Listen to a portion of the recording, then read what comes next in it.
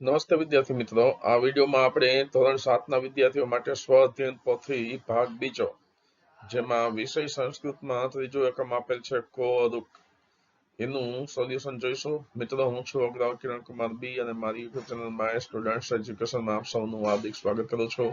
મિત્રો, ચાલો જોઈએ સોલ્યુશન. મિત્રો, પ્રથમ પ્રશ્ન આપેલો છે, નીચેના પરિચ્છેદનું સુંદર અક્ષરે અનુલેખન કરો.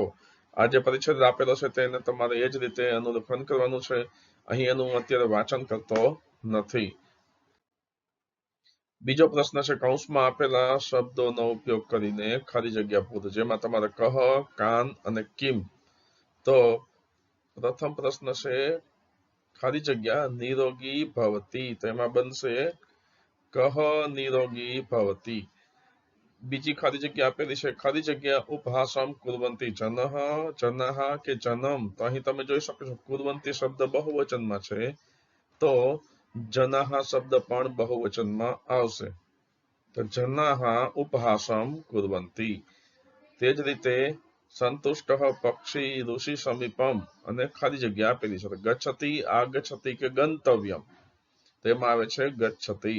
ત્યારબાદ વૃક્ષસ્ય ખાલી જગ્યા વૈદ્યસિંહ વાગ્ભટઃ અસ્તિ ઉપરી અગ્રતઃ કે અધઃ. તો પાઠ વાંચેલો હોય તો આપણને ખ્યાલ જ છે કે અધઃ શબ્દ આવે છે, તો વૃક્ષસ્ય અધઃ વૈદ્યસિંહ વાગ્ભટઃ અસ્તિ.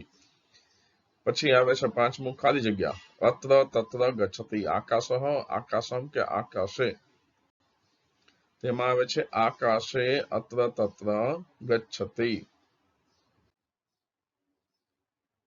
પ્રશ્ન ત્રીજો છે, સંસ્કૃત નીચેના શબ્દોનું સંસ્કૃત કરો, જેમ કે ઋતુ અનુસાર ભોજન કરનાર, એના માટેનો શબ્દ આવે છે ઋતભુક.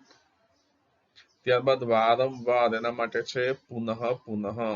મજાક માટે ઉપહાસમ, નિરોગી માટે અરુક, હિતકારી ભોજન કરનાર એટલે હિતભુક, આપે છે એના માટે દદાતી, સાંભળે છે માટે શૃણોતી, કોણ નિરોગી છે એના માટે કહ અરુક, ઋષિ પાસે એટલે ઋષિ સમીપમ, અને યોગ્ય માત્રામાં ભોજન કરનાર એટલે મિતભુક. ચોથું છે, ક્રિયાપદના આધારે વાક્ય બનાવવાનું છે, એમાં ગચ્છતિ અટતિ પૃચ્છતિ ઉપવિશતિ કરોતિ. તો સહ આકાશે અત્ર તત્ર, એમાં આવે છે ગચ્છતિ. અહીં માત્ર ખાલી જગ્યા પૂરવાની આપણને આપેલી છે. એકમ એવ પ્રશ્નમ પૃચ્છતિ યહ હિતકારી ભોજનમ કરોતિ, સહ વનમ ગચ્છતિ વૃક્ષે ઉપવિશતિ ચ, પક્ષી દ્વારમ દ્વારમ અટતિ. પાંચમો પ્રશ્ન ખાલી જગ્યા ઉદાહરણ પ્રમાણે પૂરવાની છે. સહ ખાલી જગ્યા ગચ્છતિ, તો વન ઉપરથી આપેલું છે વનમ, અહીં બીજી વિભક્તિનો ઉપયોગ કરવાનો છે. સહ ખાલી જગ્યા નમતી, ઋષિ ઉપરથી ઋષિમ નમતી. એ જ રીતે જનઃ ખાલી જગ્યા કુર્વંતી, તો ઉપહાસ ઉપરથી ઉપહાસમ. બાલક ખાલી જગ્યા કરોતિ, ભોજન ઉપરથી ભોજનમ. છાત્ર ખાલી જગ્યા પઠતી, પુસ્તક ઉપરથી પુસ્તકમ. અને ગીતા ખાલી જગ્યા ગાયતી, તો ગીત ઉપરથી ગીતમ.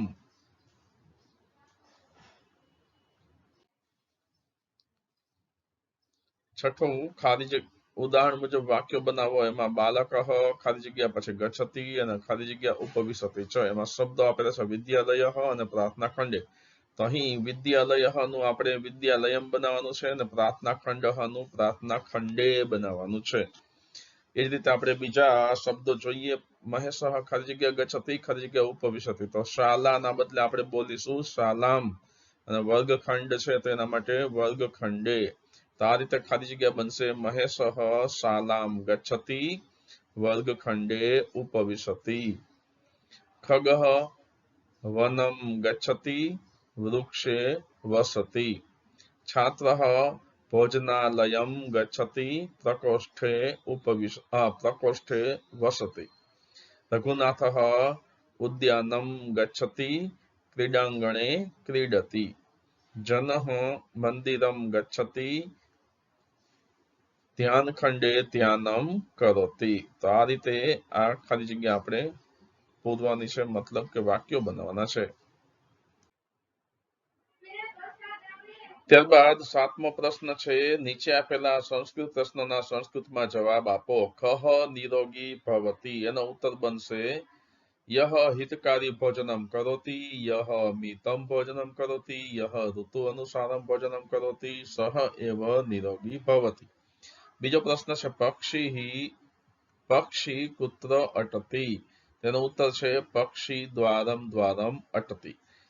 ત્યારબાદ ત્રીજું, પક્ષી કુત્ર ઉપવિશતિ, તો પક્ષી વૃક્ષે ઉપવિશતિ. જનાઃ કિમ કુર્વન્તિ, ઉત્તર છે જનાઃ ઉપહાસમ કુર્વન્તિ.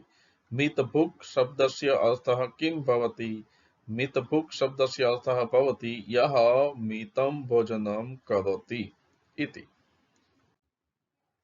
તો મિત્રો આ પ્રમાણે આપણે આ સ્વાધ્યાય પોથીમાં સંસ્કૃત ત્રીજું એકમ કોરુક ભાગ છે બીજો એનું સંપૂર્ણ સોલ્યુશન જોયું. મિત્રો મારી યુટ્યુબ ચેનલને સબસ્ક્રાઇબ કરજો અને તમારા અન્ય મિત્રોને પણ શેર કરજો. ધન્યવાદ.